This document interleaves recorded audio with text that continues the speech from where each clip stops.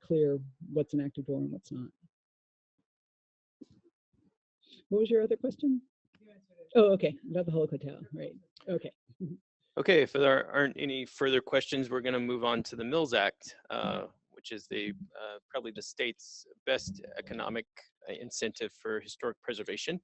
And we have two presenters for this, but I think what we're going to do is start with Nels Youngborg with chattel architecture, and then he'll punt off to Adriana Lim with the assessor's office. So Nels, are you ready?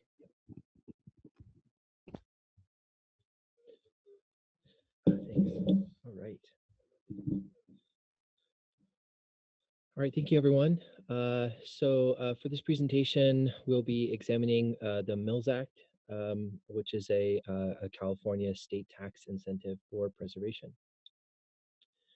This button, this button, this button, that button. All right, so I will be presenting, and then I'll be sharing the podium with Adriana Lim, real estate appraiser for the County of Los Angeles.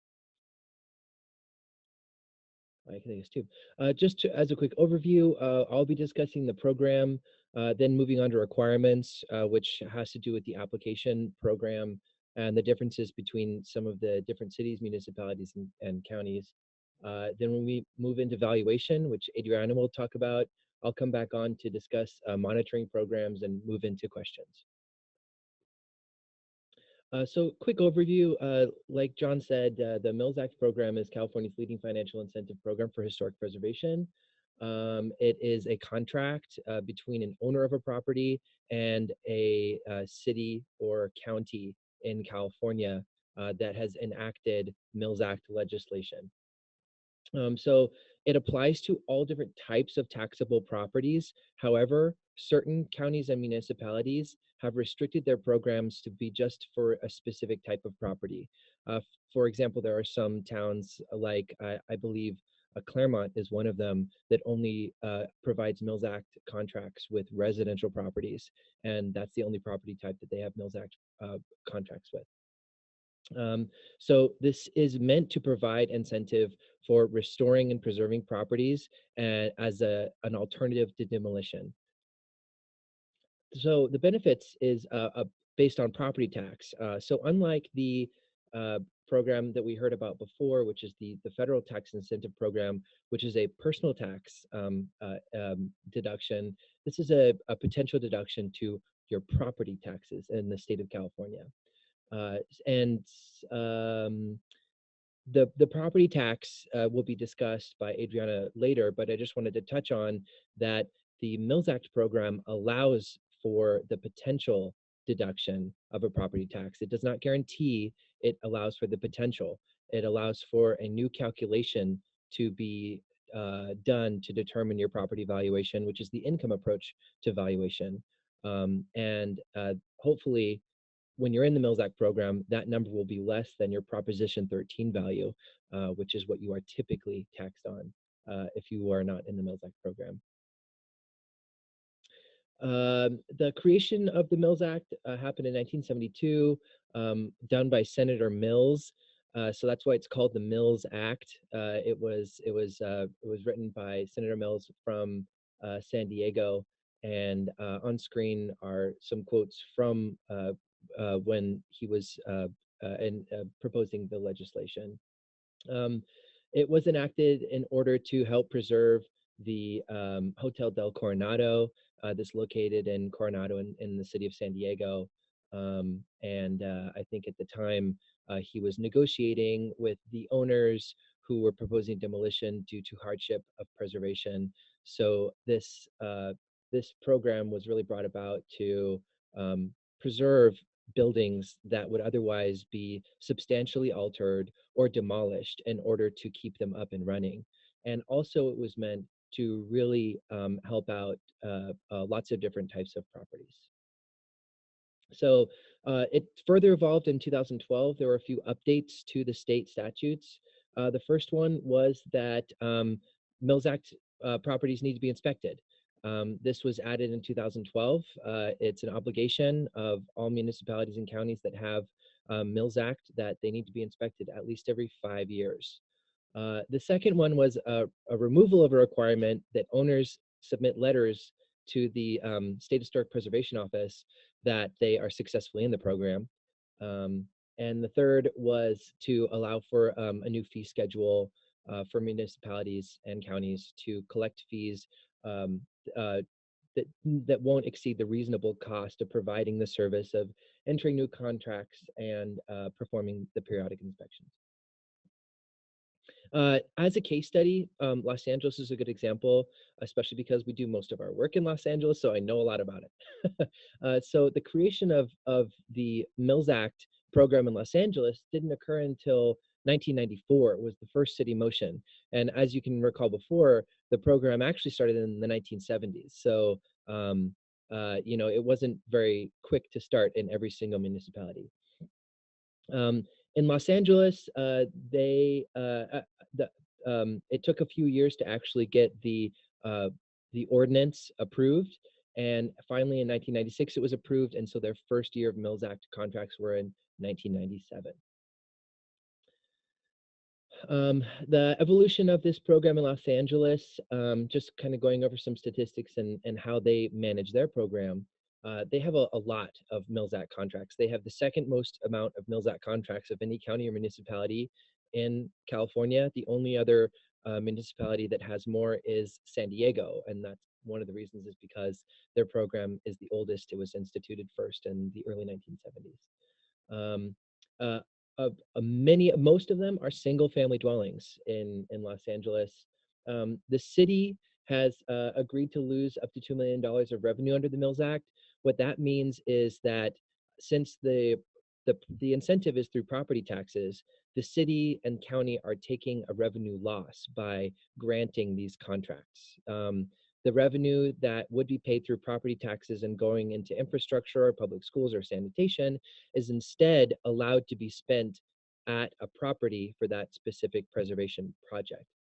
In order to not lose too much revenue, the city of Los Angeles has written into their ordinance that they will lose up to $2 million a year of revenue loss in order to support preservation of houses under the Mills Act program or structures. And at the bottom, you'll see the last note. I believe this number was generated by the planning department actually last year. So, but I don't think it's probably much more than this.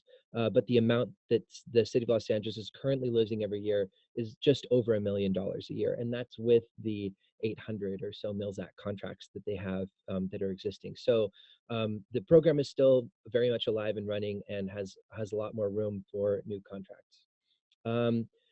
The city's share of the general levy tax collected by the county is 11% of the tax. So it's interesting too, because the $2 million of revenue under the Mills Act, there's actually a much greater number of tax savings from the 813, because that's you know, the $1 million is only 11% of what is actually saved if you aggregated all of the 813 contracts together.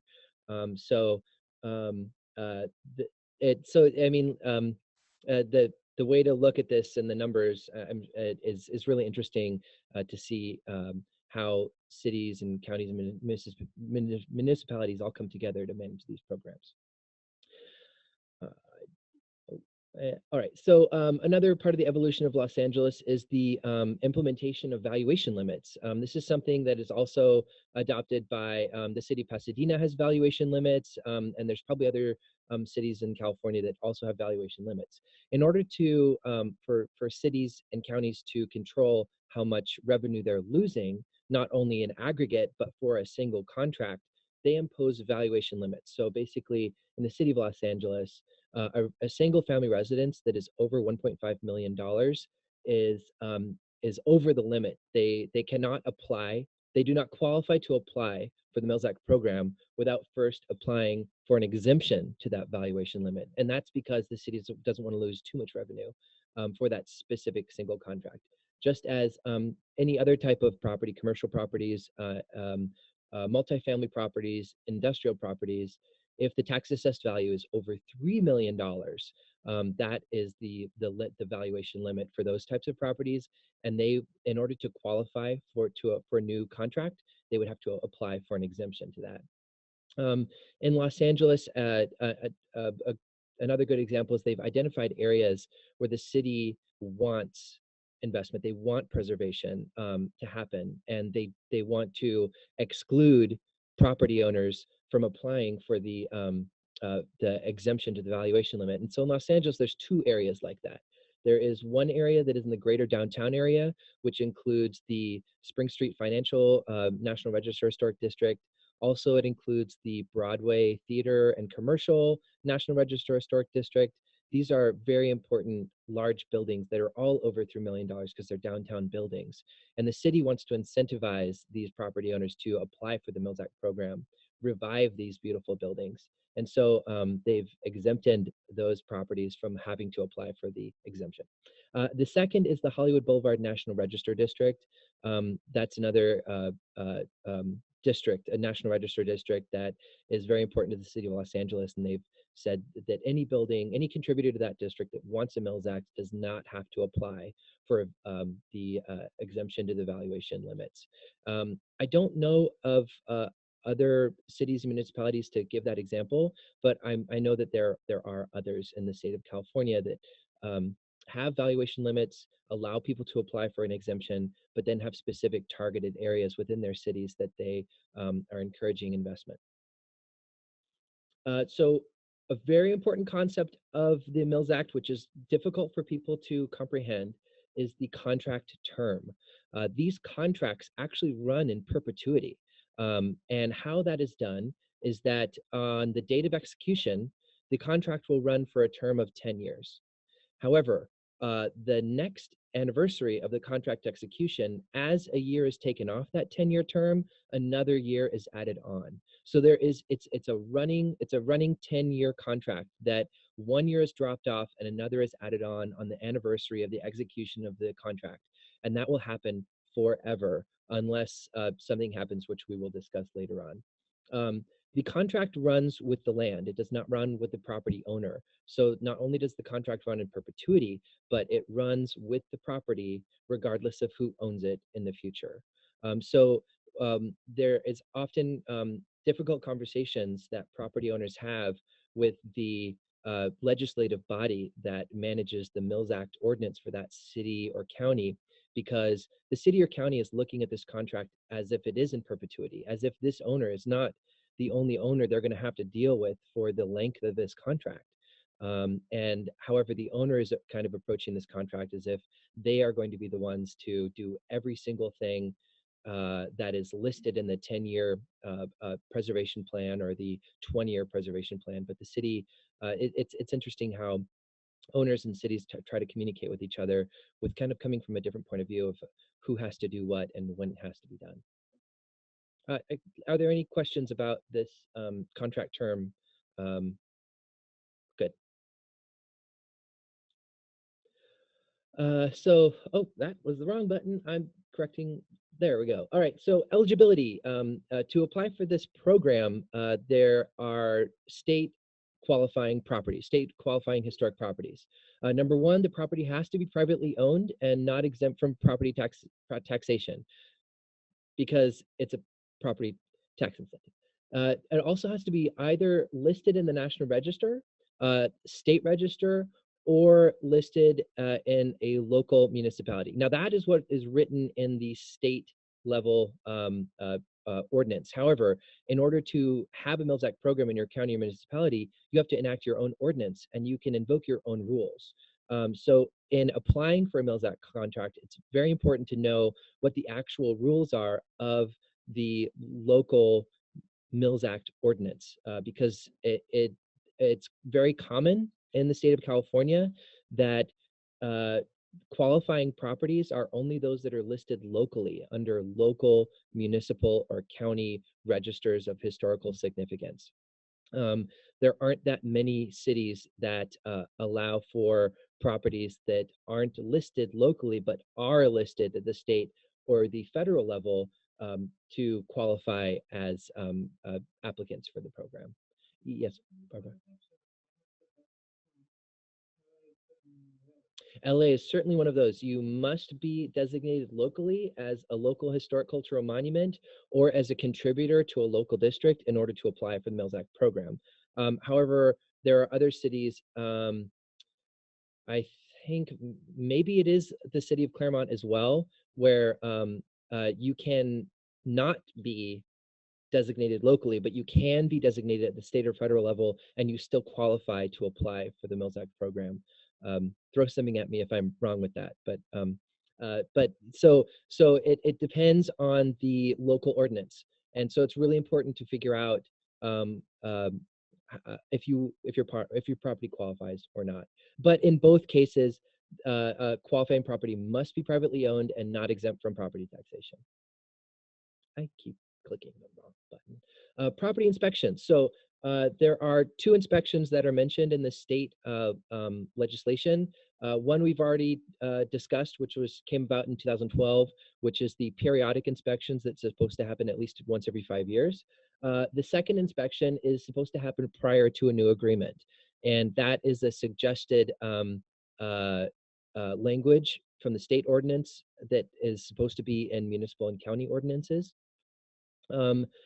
Also, I think it's important to mention here that nowhere in the state level does it require that interiors have to be a part of the Mills Act program or any other specific part of the property. So the ordinances at the municipal or county level, they are in charge of identifying what parts of the property are included in the Mills Act contract and therefore would need to be inspected. So for example, the city of San Diego, it is only the exterior street visible portions of the property which are controlled under the Mills Act ordinance. However, the city of Los Angeles, it is the exterior, it is the interior, it is the property, it is all of it, which is subject to the obligations of the Mills Act contract.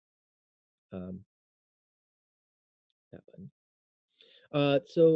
Contract terminations. There's 2 ways that contracts end. The first one is the most benign method, which is the contract non-renewal. As we discussed before, on the anniversary of the execution of the contract, a year is taken off the 10-year term and another year is added on. So what a non-renewal is that when a year is taken off, a year is not added on. So actually, upon submission of a letter of non-renewal from either the owner or the legislative body that's managing the Mills Act contract for that municipality or county, upon the next anniversary, a year is taken off and another year is not added on. So the most benign way to get out of these Mills Act contracts is a letter of non-renewal, which is basically a 10-year countdown on that Mills Act contract. So it's not a quick process. It is a slow process. After non-renewal notice has been served, the owner may make a written protest to try to stay in the program. So either party of the contract can submit a letter of non-renewal. However, if that party is the legislative body that's managing the Mills Act contract, the owner may make a written protest of the notice. That's language in the state level ordinance for the Mills Act. And but it doesn't really give a clear, the state doesn't give a clear idea of how that is discussed, or can they make a protest, but it's not clear what happens after that. I'm not clear. I haven't worked up there, but that's what happens. The second way a contract ends is a contract cancellation, and this can get quite pricey due to the fee that is assessed at contract cancellation, which is 12.5% of the current fair market value of the property, not the Prop 13 value, not the property you bought it, not the price you bought it for, but the current fair market value of the property. That is the fee that is assessed if the contract is canceled. So why would a contract get canceled? A breach of contract. A breach of contract would be failure to rehabilitate the property according to the obligations of the contract, or allowing the property to fall into disrepair, that it's no longer a qualified historical property. These are all things that qualify as a breach of contract. A contract cannot be canceled until after a legislative body has given notice and held a public hearing on the matter. And also, these contracts are legally enforceable. The legislative body can bring any action in court necessary in order to enforce this contract. So those are how these contracts end. Are there any questions about contract termination? Great. All right, so Mills Act application, we will go through this. So the requirements and kind of key differences. So just a quick overview. To start an application for a Mills Act contract, number one, figure out if there is a Mills Act contract, where the property is. So you can do that by contacting your local planning commission or planning department. Ask if they manage a historical property contract program or a Mills Act program, or ask maybe a historic society in your area. They might have further information. Number two, figure out if your property is qualified to apply. So do you pay property taxes? Are you tax exempt? Are you a designated property? Is the type of designation accepted as a qualified historical property under the Mills Act ordinance of where your property is? Number three, you got to estimate the potential property tax savings for two reasons. Number one, you got to figure out if this is going to be worth it. If it's not going to be worth it, then you really shouldn't apply for the program. Number two, most often applications for Mills Act require owners to acknowledge the estimate of potential tax savings so the cities can figure out how much the revenue loss is going to be for them. Most cities track that revenue loss through time as a way to monitor the property through time. Estimating potential property tax savings is something that's often a form in the application. If not, I think that we'll hear how to do the calculation from Adriana. Number four, fulfill all application requirements, including completing forms, notarizing documents, evidence of ownership, payment of fees, creation of a rehabilitation plan if necessary, and submission of historic reports if necessary. Last, meeting any deadlines as part of the application. Some legislative bodies don't require a deadline. So for example, the city of West Hollywood, you can submit your application at any time and they will start processing it immediately. However, there are cities like the city of Los Angeles and the city of Pasadena where they do have deadlines for their Mills Act program each year.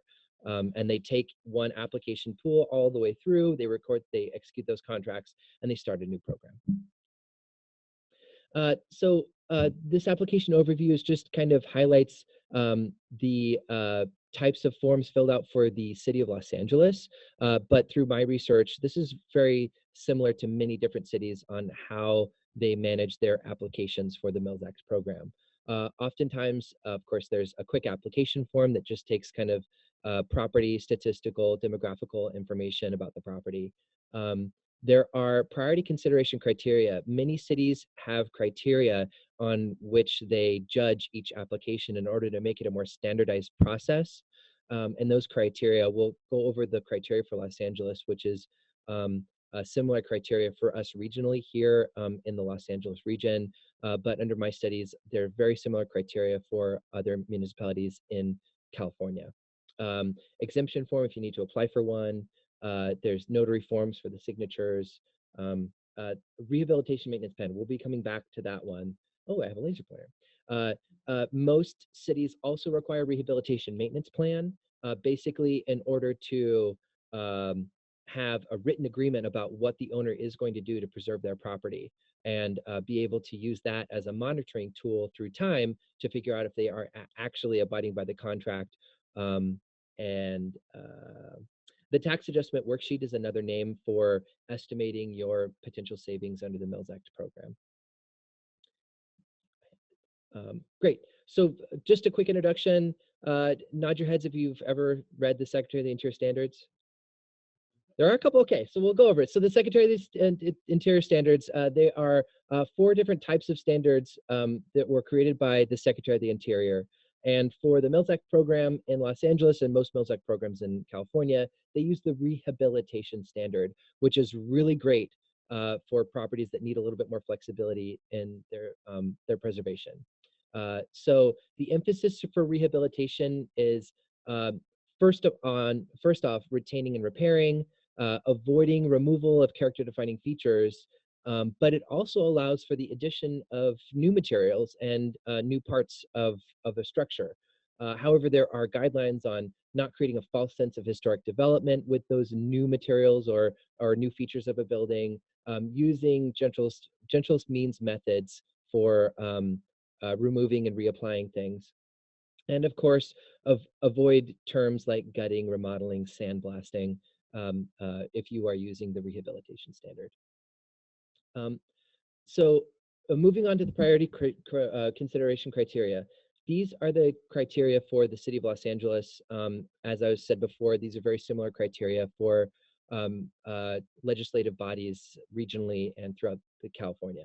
The top three that were just highlighted are three that get used most frequently by applicants in order to prove that they meet the criteria to apply for the Mills Act program, which is necessity, uniqueness, and investment. Affordability and employment really only apply to commercial and or multifamily properties applying for the Mills Act program. Necessity. Is a substantial scope of work necessary for the property? Does this property need a lot? Will the proposed work preserve, will the proposed work preserve historic character that might be altered by a future owner? Let's move on. Are there distinctive features and finishes that are particularly prone to deterioration? These are questions that we often ask our clients as we are helping them apply for the Mills Act program in order to determine necessity. And necessity and investment sometimes get confused. For time. Uniqueness. So helping to describe why the property is unique in this area. You know, talking about why it was designated. Was it designated for an event that happened, for its architecture, method of construction, the architect, a significant person? All of that should be described in the uniqueness criteria. Investment. This is where some numbers come in about how much the property owner is willing to invest in this property, and proving that that is a substantial investment and that being in the Mills Act program will actually help them preserve the property as opposed to being forced to. Significantly altering character-defining features instead of preserving them or demolishing the entire structure, which probably wouldn't happen because in order to apply, you have to be designated resource anyways. So. Affordability has to do with if the project involves any affordable housing. Employment has to do with how much employment this project is going to bring to the area. These are different criteria that Los Angeles does look at, and other municipalities and legislative bodies look at as well. So going back to the exemptions, this is also considered as part of the application process. Exemptions in Los Angeles and other cities are more rigorously looked at in order to accept into the program because they will incur a bigger fiscal loss in the city.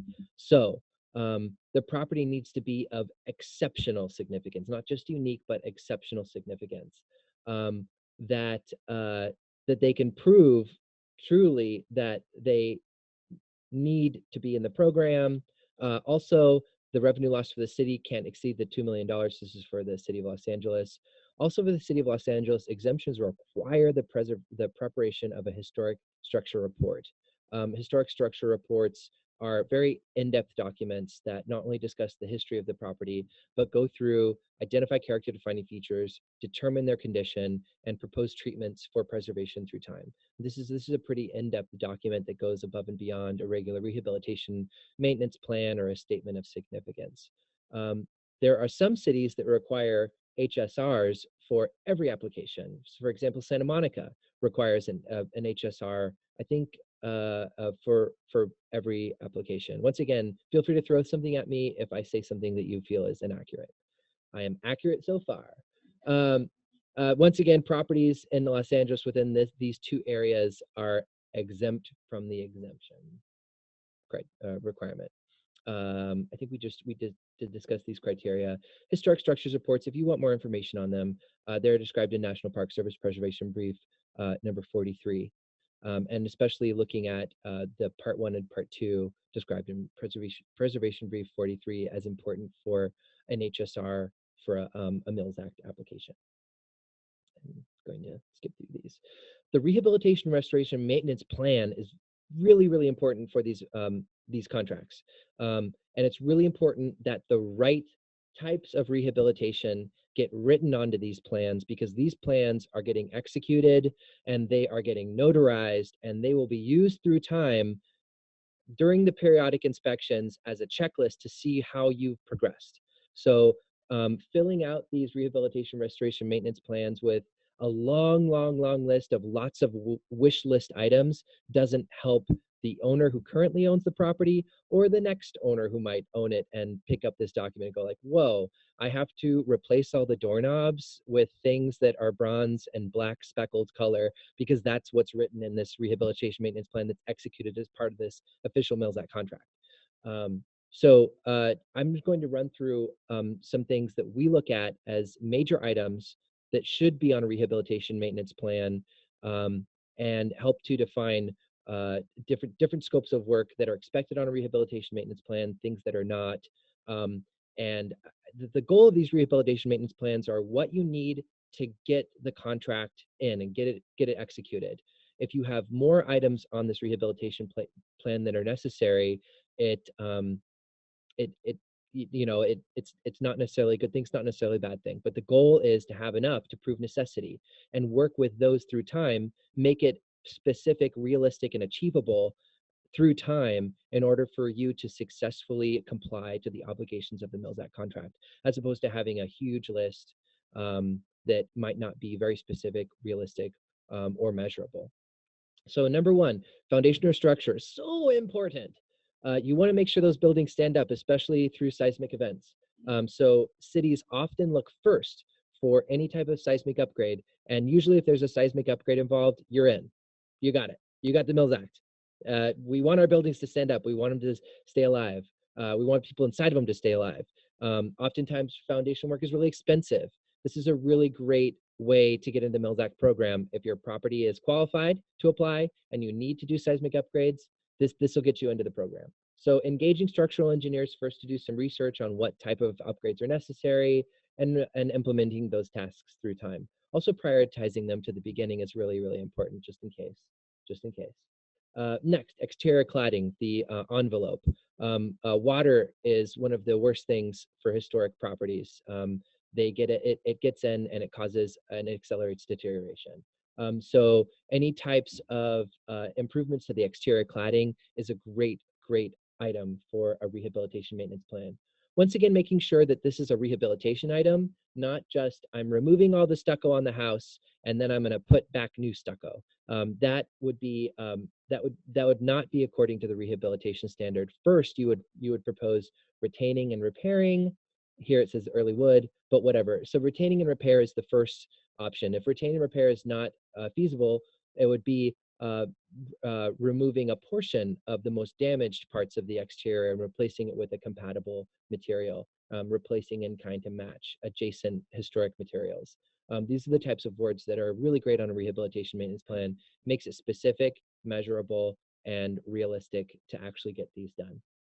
Also investigating condition of mortar at brick, making sure that the mortar that goes back in matches the hardness of the mortar in the house. Avoid sandblasting. Next. Roof, another part of the weatherization of the house. The three items of structure, exterior envelope, and roof, these are great items to add to a Mills Act contract. They will get you that Mills Act contract. The cities and municipalities want roofs, outsides, and foundations to stand up through the test of time. So once again, things to write on a rehabilitation maintenance plan. Once again, start with an investigation, figure out what you need, and then implement that through time, whatever the recommendations are from your contractor. Salvaging and reusing terracotta tiles is a great way to do work according to the Secretary of the Interior standards. Chimney, once again, this is an important item for structural reinforcing, making sure that a chimney is seismically reinforcement is in the best interest of the city, a great item to add to a rehabilitation maintenance plan. Once again, this should be prioritized to the beginning, just in case we don't know when the big one's coming. Windows and doors, another part of the exterior envelope, and also their very important character defining features of any structure are the windows and doors. So making sure to, once again, retain and repair windows and doors.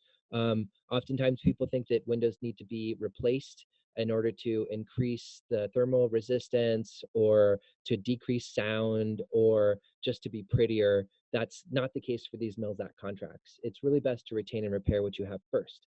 Perhaps even replace the glazing. Laminated glass is a single sheet of glass, which you can achieve the same sound cancellation and thermal resistance as you can with a dual pane window. It's just not many people know that. Maintaining leaded glass windows, great character defining features of historic homes.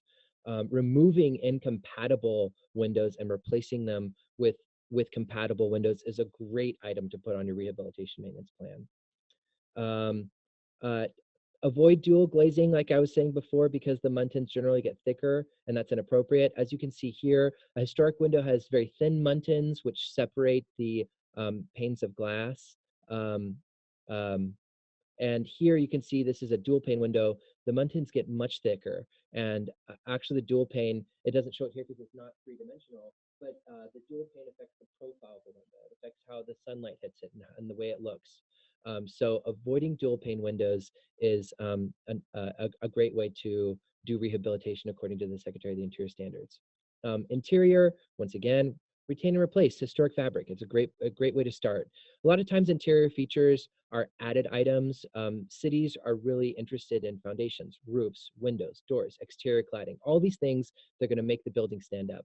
Those are great things to add to your rehabilitation plan. Interior items, it's important to maintain the character defining features of the house. I wouldn't go beyond that with interior features on these rehabilitation maintenance plans. Regular maintenance items, those will happen anyways. You don't need to put them down. That's one less thing to check off through time to make sure that you're abiding by the obligations of the contract. Avoid sandblasting. Okay. Systems. Systems are also really important. Cities oftentimes really appreciate upgrading electrical, plumbing, all these things, but you know, it's hard to. Oftentimes these have to be completed through time. You know, electrical oftentimes is completed around the same time as a major rehabilitation in order to fit those things together. Making sure when replacing the systems inside of a house, penetrations to interior walls should be avoided and minimized to the greatest extent feasible. And that would be really great language to use to let the city know that you're abiding by the rehabilitation standard. Yes. I believe, I'm not 100% sure, but I think the city of Monrovia requires electrical to be in the first year or two because they want to prioritize that. And so some cities will prioritize certain things. And I'm not from Monrovia, but we did some Mills Act reviews to see which cities did what, and it was interesting to see that this was one of the things that wouldn't normally be, you know, a complete electrical rehab at the top of list, but it was for that. The city actually prioritized it for the residences. Absolutely. Thank you. Yeah, I think that a lot of cities will have their own requirements for these rehabilitation maintenance plans. Like you said, electrical is really important in the city of Monrovia. And I'm sure there's probably a checkbox on the application of like, when was the electrical last updated? And that lets the city know like, oh, okay, well, then that has to be done within the first 5 years. Another city that has this kind of a an outlier in terms of its requirements is the city of Monterey. They require Mills Act properties to be opened and accessible to the public 1 day a year. Like that's a requirement for their Mills Act program. So you really have to be careful and make sure that when you're filling out these application forms, that number one, you're willing to do the things they want you to do, and number two, making sure that you know that you're checking off all the right boxes and that you have filled out these forms to make it present the best project, the best face forward. Thank you for that. Site. So last is the site.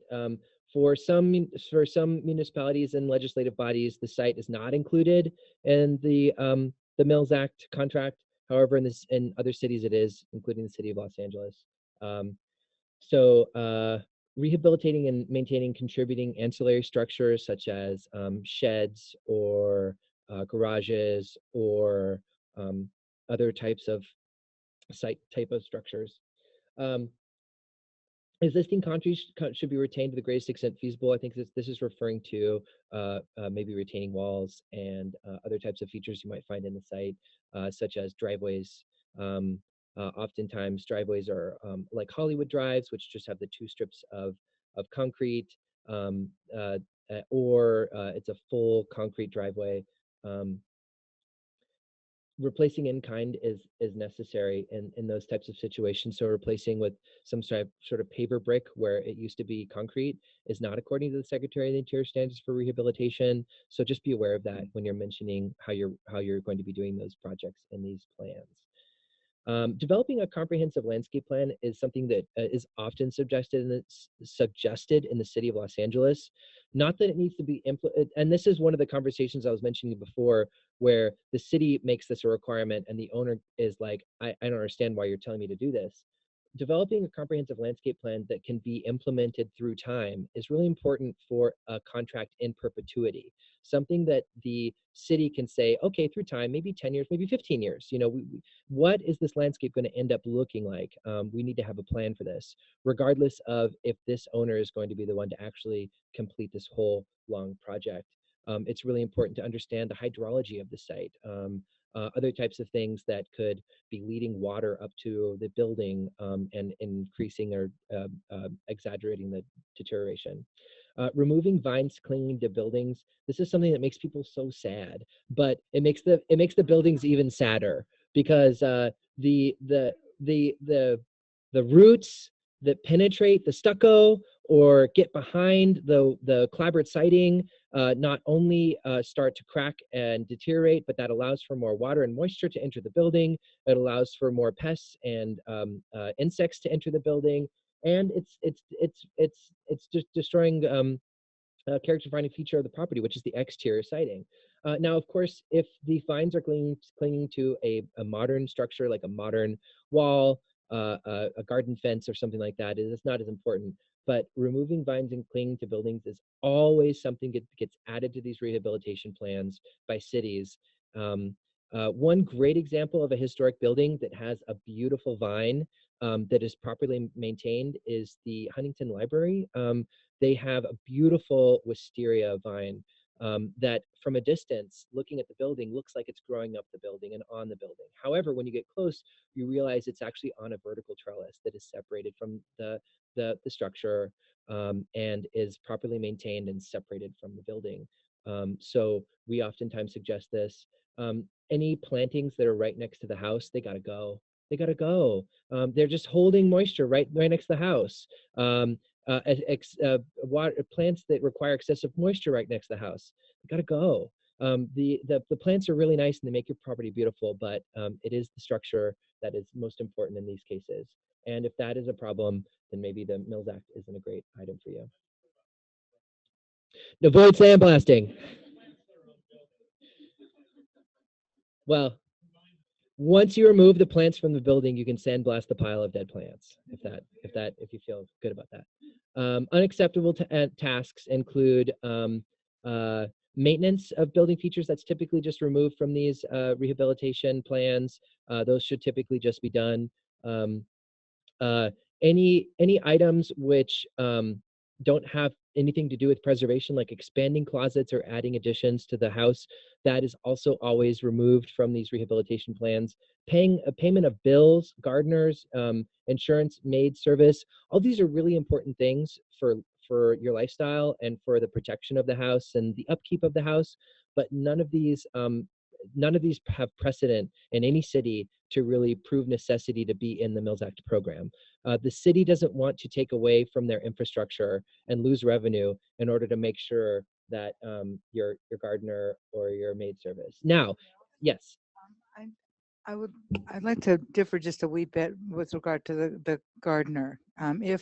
If the setting is important and increasingly is in terms of modern structures, then arborists, licensed arborists, the care and feeding of an existing historic landscape as part of that setting does, and in fact, I've just done a Mills Act in which that was the case. Absolutely. Consultants, in order to provide a service to preserve a character-defining feature of a house, are definitely acceptable tasks and great to put on the rehabilitation plan. But usually what I'm referring to as gardener here is just like someone putting in $50 a month for someone to come mow my grass. So I think that there's a Right. difference from what I'm referring Right. to is basically a task that is kind of maintenance and is not helping to preserve the character defining features of the house. However, if the house, is significant due to its landscape and the original landscape architect, it's really important to maintain the character defining features. So you probably wouldn't just write down gardener. It would be part of a larger Right. scope of work, and the cost of the gardener would be included in the kind of preservation line item of Right. maybe it's original fruit trees that are there. Right. And so the line item would be more along the line of proper care and treatment of the original fruit trees planted by the landscape architect, Yeah. which would probably include gardener and materials and all those different types of things. And in a city that will remain unnamed but is very close, I discovered some old Mills Act that were like maybe 15 years, in which several private homeowners had gotten updated new central air conditioning as part of their rehabilitation plan. So I was kind of astounded, but that doesn't happen anymore. The But city of Los Angeles does not they don't see addition of forced air heating or cooling as a preservation item. In the past, it has been listed, but now it's a commonly deleted task. It's something that if you can add, that's fine, but it won't justify getting this. That's not a great item to write down. It doesn't prove necessity because you're too hot or too cold, and you have to have forced air heating. If you can do that as part of your project, that's great. But it doesn't. It's not part of the rehabilitation plan. Denial of applications and rehabilitation plans is commonly due to extensive removal of historic fabric. Completed work doesn't conform with the Secretary of the Interior standards, which the city would require the homeowners as part of the Mills Act contract to reverse work that they might have just done. I've seen this before where homeowners have just installed brand new windows over the entire property, and the city come back and says, you've got to change those all back to wooden windows that are compatible. And the owner says, yeah, no. And they don't get in the Mills Act program. Construction of incompatible additions that somehow make the property incompatible. Let me move through these. A possible resolution is reapplying when the conditions are satisfied in a matter. And right here, this refers to the department at the City of Los Angeles, which manages the historical property contracts in the Mills Act program. As my final slide, here is an example of an application processing schedule. So the application deadline distribution period is represented here. Here's the deadline. Here's the amount of time it takes, approximately 17 months from the application due date before a reduction appears on your property tax bill. So the reduction on your property tax bill doesn't happen as soon as the contract is executed in December of the year that you applied, the county recording deadline. It actually happens much later. So if you do get the Mills Act, know that it won't be reflected on your property tax bill until the assessor has had the opportunity to reassess the property, apply the new property tax deduction, and send out a Mills Act notice of valuation change. So without much ado,